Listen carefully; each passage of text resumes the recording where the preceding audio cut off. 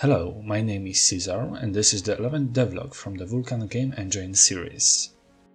In the past few weeks I was implementing a new demo for the engine, and this demo is the first one that will actually render a 3D object on the screen.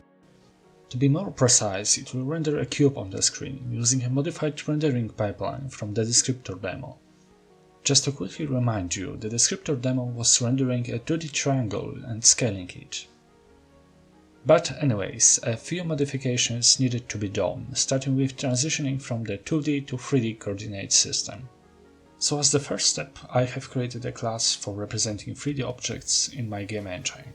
And after that, I needed to transfer my 3D object information to Vulkan. This is achieved in two steps. First, you need to tell Vulkan how much data it should expect per vertex, and afterwards you need to actually supply Vulkan with this data. The second step was easy, as I simply copied and modified the descriptor demo code to transfer one more coordinate information to Vulkan.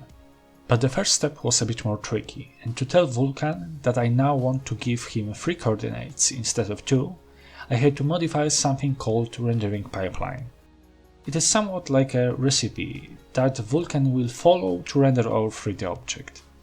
Thanks to the tools that I have created early in the development, all of the rendering pipeline information was stored in a single file. So I have modified it so that the new pipeline would use 3 floats per vertex instead of 2. I have also modified a few other portions of the rendering pipeline to better suit my needs. And one of these changes was enabling face culling.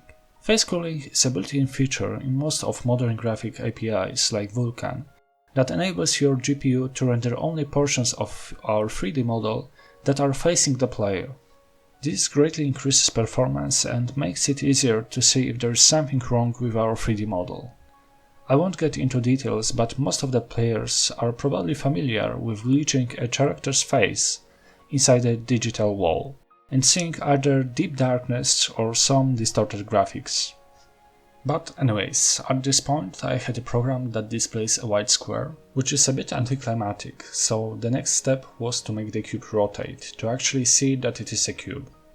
I have also used this opportunity to create a few classes for objects transformation in 3D space, and other related things.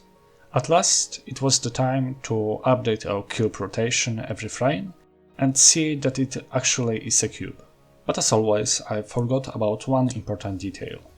As you can see, if we start to rotate our 3D cube, it looks like a square that periodically stretches sideways and then comes back to its original shape.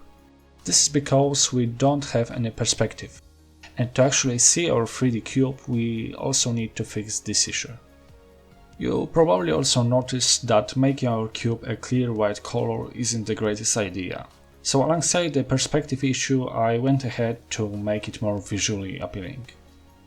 Now it looks much better and we can actually see that it is a 3D cube. As you have probably noticed by now, making anything like this from scratch is an extremely time-consuming process. And it doesn't help that this project reached 12,000 lines of code a few days ago. So it would absolutely make my day if you could either make a funny or supportive comment or subscribe if you haven't already. I have in plan something that I could do with the engine and should be quite interesting. But it will also take me quite some time, and even a tiny bit of motivation is essential in these quarantine times. You can also check out the engine on GitHub. I have made the first pre-release recently, and it could be interesting to see how many people would be able to run it without any problems. But at this point, this is all that I have prepared for today, so stay safe, wash your hands and start coding. I will see you soon.